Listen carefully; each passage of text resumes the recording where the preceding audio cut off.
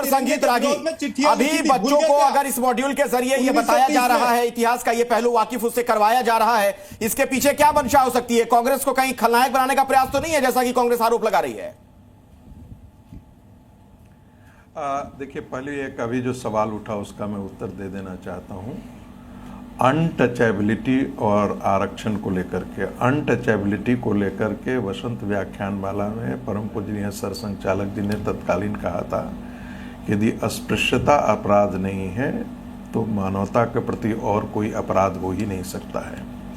दूसरी बात, आरक्षण अच्छे लोगों को मिले, जरूरतमंद लोगों के लिए इसके लिए समीक्षा की बात कही गई थी। आरक्षण खत्म करने के लिए राष्ट्रीय स्वयंसेवक संघ ने कभी नहीं कहा, और परम पूजनीय सरसंघचालक जी ने फिर इस बात को दोहराया है कि एक भी व्यक्ति हिंदू समाज का यदि पीछे छूटा हुआ रहता है तब तक आरक्षण जारी रहना चाहिए। ये बात परम पूजनीय सरसंघचालक जी ने कहा है। अब आते हैं कि क्या पार्टीशन, सब कोई जानता था कि जून 1948 में पार्टीशन होना था। एकाएक 3 जून 1947 को हुआ कि हम पार्टीशन करने जा रहे हैं। अब इतनी जल्दीबाजी में कौन था? क्या पंडित नेहरू इतनी जल्दीबाजी में थे? क्या लॉर्ड माउंटबेटन उसके हिस्से थे?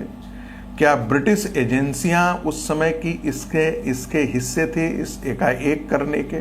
जी, आप ध्यान दीजिए, 8 जुलाई को जो आपका जो बॉर्डर तय हुआ पाकिस्तान के लिए, 8 जुलाई को रेड क्लिफ की घोषणा होती है और 15 अगस्त को आपको आजादी मिलती है।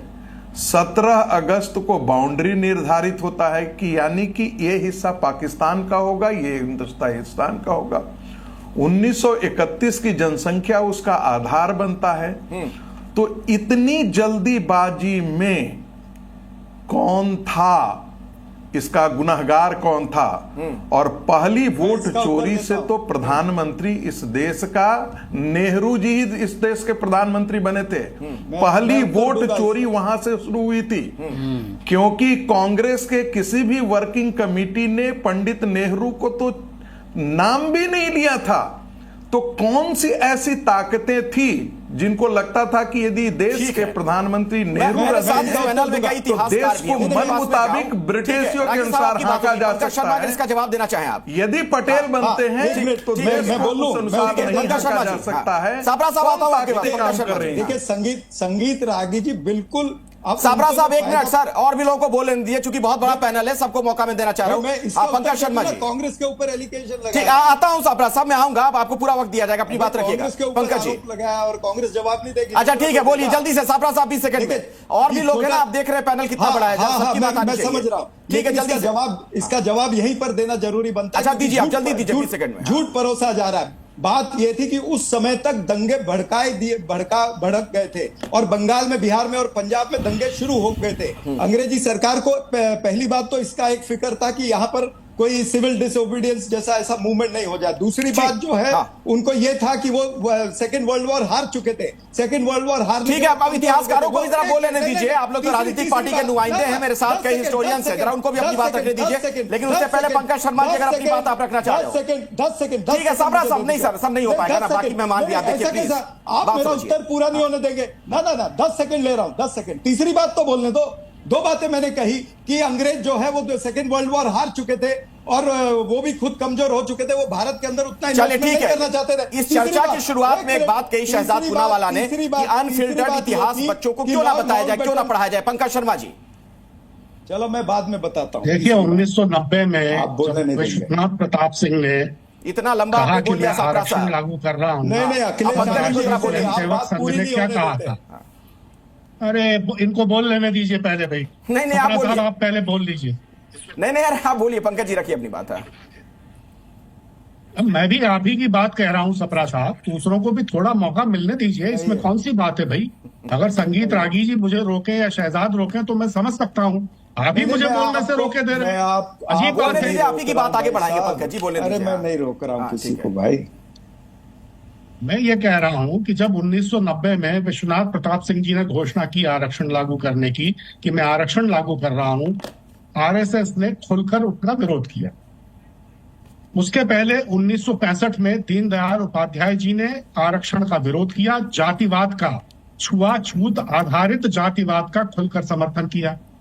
2015 में मोहन भागवत जी ने आरक्षण की समीक्षा करने की बात कही। 2017 में फिर राष्ट्रीय स्वयंसेवक संघ के वरिष्ठ नेताओं ने आरक्षण की समीक्षा करने की मांग की। फिर 2019 में दोबारा कहा कि आरक्षण की समीक्षा होनी चाहिए। चूंकि इतनी बार ये बात वो कह चुके थे, इसलिए मोहन भागवत जी को फिर से ये साफ करना पड़ा, स्पष्ट करना पड़ा कि राष्ट्रीय स्वयंसेवक संघ आरक्षण के खिलाफ नहीं है। लेकिन दरअसल असलियत यही है कि राष्ट्रीय स्वयंसेवक संघ पूरी तरह आरक्षण के खिलाफ है। ठीक है, शहजाद इस पर अपनी बात कुछ रखना चाहते हैं छोटे में, फिर मैं आता हूं बहुत छोटे में, जल्दी से। बहुत छोटे में। देखिए अखिलेश जी, ये आपका शो जी, आपका शो है, आपके डिबेट है। संगीत जी 10 सेकंड, मात्र 10 second Sangeet ji, if you don't mind, 10 second. आप किसको बुलाते हैं आपके विवेक पे। अभी चरणजीत सापरा जी पंकज जी को बोलने भी नहीं दे रहे थे। वैसे पंकज जी को आपने बुलाया एज ए एनालिस्ट या पत्रकार। पंकज जी कांग्रेस के हिंदी डिपार्टमेंट के सेक्रेटरी भी है, तो वो कांग्रेस के ही है। अब जो आदमी अपने बारे में डिस्क्लोज, मेरे पास वीडियो में चला दूंगा, जो आदमी अपने बारे में डिस्क्लोज नहीं करता वो आरएसएस पे कितना झूठ बोलता होगा, वो आरएसएस के बारे में कितना झूठ बोलता होगा। आपने डिस्क्लोजर दिया अपना कि मैं तो चरणजीत सापरा का बी टीम हूं। पहले आपकी विश्वसनीयता क्या है? पहले तो इनकी विश्वसनीयता क्या है कि जो कांग्रेस से हैं वो पत्रकार के रूप में आ रहे हैं। बताइए, ऑफिशियल मैं सुना दूं, भाई सुना रहने दीजिए, व्यक्तिगत नहीं होना, विषय पे आइए। नहीं, व्यक्तिगत का सवाल ही नहीं। अभी दूसरी बात, अपनी बात रखिए। दूसरी बात, मैं सच बोल रहा हूँ, झूठ बोल रहा हूँ। मेरे पास वीडियो में चला दूंगा, मैं वीडियो लेकर आया हूँ, चला दूंगा। अब सुन लीजिए, पंकज जी फड़फड़ाना नहीं है, पंकज जी फड़फड़ाना नहीं है, केजरीवाल से लेकर ममता बनर्जी तक, क्योंकि संगीत रागी जी कुछ बोलना चाह रहे थे। मैं चाहता हूं कि हमारे दर्शक थोड़ा इतिहास के नजरिए, इतिहासकारों के नजरिए से भी इस विषय को समझें, क्योंकि उनके पास जाना जल्दी से वरिष्ठ है, वो बोलना चाहते हैं। मैं 5 सेकंड में अपनी बात रख दूंगा कि चाहे वो मंडल कमीशन को लागू करने की बात हो, और वो बीजेपी रूल्स गवर्नमेंट ने किया है, सपोर्टेड गवर्नमेंट ने किया है, और मंडल का विरोध इंदिरा जी ने, फिर राजीव जी ने किया। मुस्लिम को दे देना SC ST OBC का आरक्षण यूपीए के जमाने से लेकर कर्नाटका में, इसके कई उदाहरण हैं। तो आरक्षण विरोधी कौन है, इसके प्रमाण सबके पास उपलब्ध है। चलिए, आपकी बात हो गई। Zee News.